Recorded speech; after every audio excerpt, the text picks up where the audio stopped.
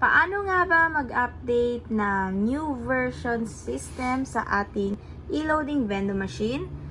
So, mag-exit kiosk mode tayo. So, ang combination is 2 times power, then 1 times volume up.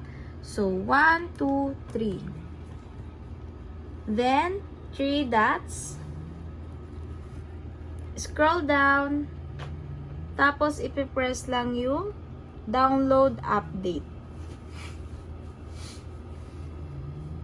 Make sure na naka-connect yung tablet nyo sa Wi-Fi para ma-download yung new version system. So, ipipress lang yung na-download na, then press install.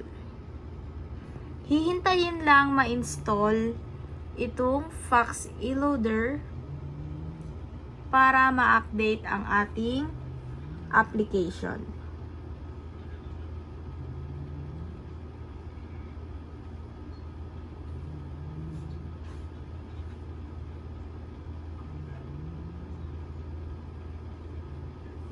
Then press open.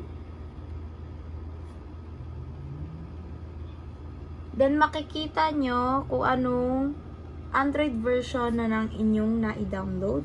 So punta sa 3 dots, then about.